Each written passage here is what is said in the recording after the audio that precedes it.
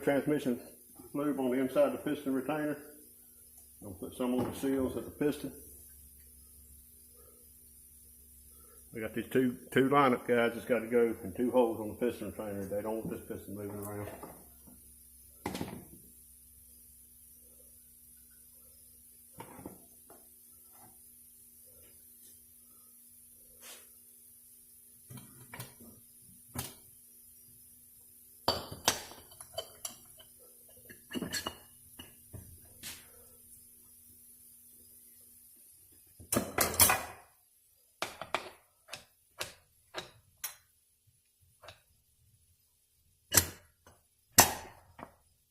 All I was doing was taking the screwdriver, was just moving to make sure it lined up in those guide pins that I showed you.